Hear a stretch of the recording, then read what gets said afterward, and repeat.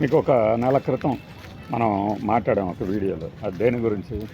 దేశ రాజకీయాలని జూన్ 6 మలుపు తిప్పబోతుందా అని. ఇప్పుడు మలుపు తిప్పిందో లేదో కానీ మలుపు దిశగా ఒక ప్రయత్నం అయితే జరుగుతోంది అని కనపడుతుంది కదా.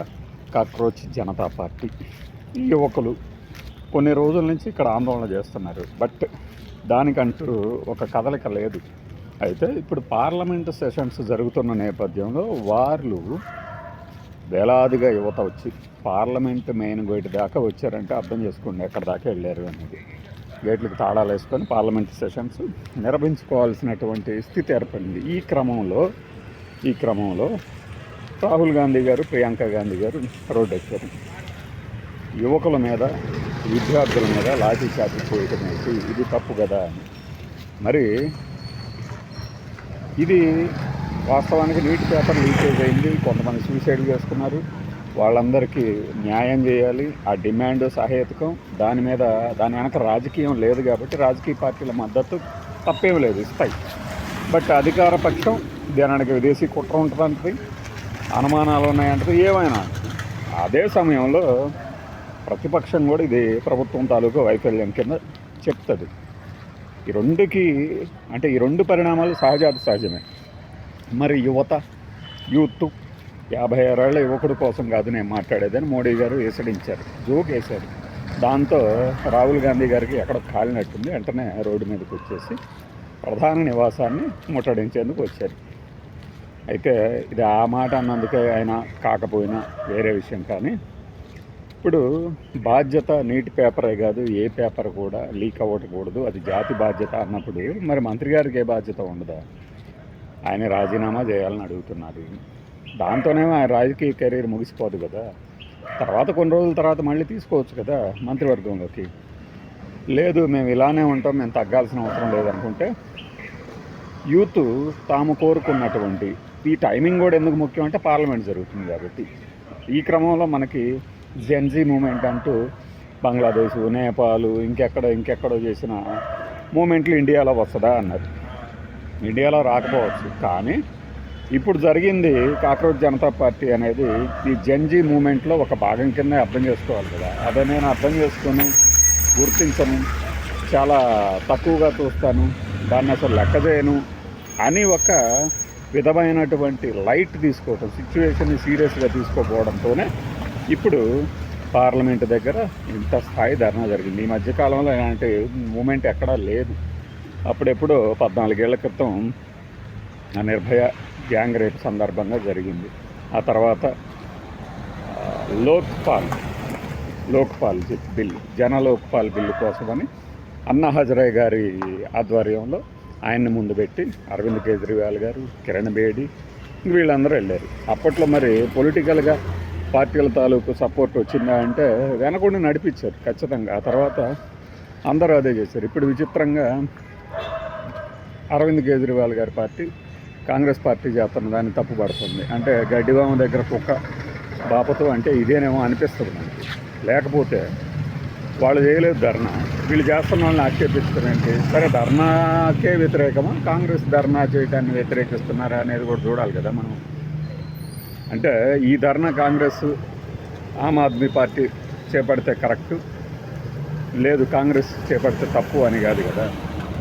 అంటే పార్టీల మధ్య రాజకీయం తప్పితే నిజానికి యువత తీసుకుంటున్నటువంటి ఈ నిర్ణయంలో రాజకీయ పార్టీల పాత్ర సపోర్ట్ వరకే. కానీ వాళ్ళు దాన్ని హైజాక్ చేసి ఏదో చేయాలనుకుంటే కాంగ్రెస్ పార్టీకి సంబంధించినంత వరకు కొత్తగా వచ్చే లాభం అంటే ఏముండదు. ఇప్పుడు ఎన్నికలు కూడా లేవు కాబట్టి దేశ స్థాయిలో.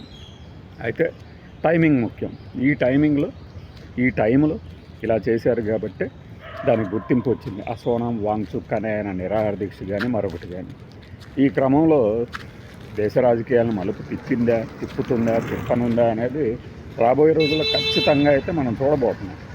అందులో సందేహమే లేదు.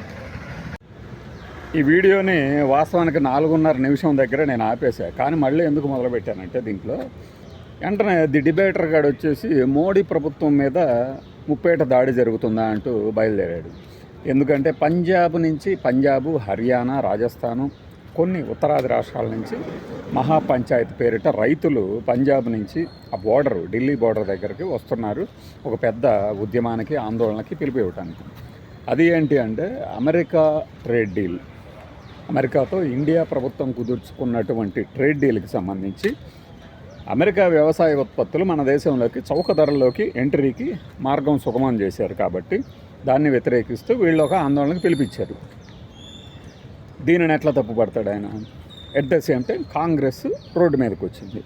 అంటే ఏంటి ఇతగాడి ఉద్దేశం? కానీ ఢిల్లీలో సడన్గా ఈ పరిణామాలు ఎందుకు జరుగుతున్నాయని డ్రామా అట్ ఢిల్లీ అని పెట్టుకోండి పేరు, లేకపోతే ఆందోళనతో అట్టుడికిన ఢిల్లీ అని పెట్టుకోండి, లేకపోతే దోసేశారనుకోండి, ఏదైనా కావచ్చు. కానీ ఈ టైమింగ్ ముఖ్యమని ఇందాక చెప్పాం కదా. ఈ టైమింగ్ని ఇతగాడు ఏదో పెద్ద అతనికే అర్థమైనట్టు పెద్ద రెస్క్యూయరు, ట్రబుల్ షూటర్ లాగా బిల్డప్ ఇచ్చుకుంటూ ఈ టైంలో ఎందుకు జరుగుతుంది అంటే ఏ టైంలో జరగాలి, ఎలా చెప్తాడు? ఈయన డిసైడ్ చేస్తాడా? పంజాబ్ రైతులు, పైగా అమెరికా ట్రేడ్ డీల్ ఏమైనా వాళ్ళు డిసైడ్ చేశారా? ట్రేడ్ డీల్ వాళ్ళు డిసైడ్ చేయలేదు కదా. ఎవరు చేశారు? గవర్నమెంట్ చేసుకుంది, అమెరికా గవర్నమెంట్. ఇంకా అది పూర్తిగా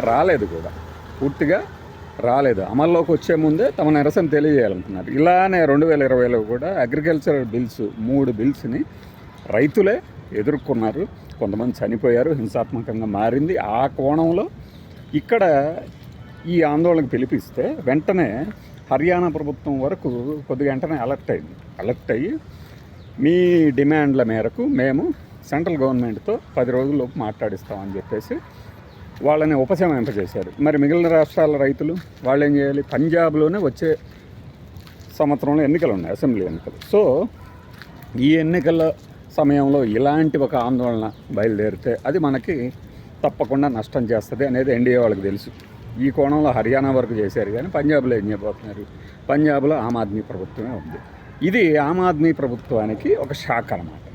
అందువల్లనే కాంగ్రెస్ చేస్తున్న ధర్నాని తప్పుపడుతోంది.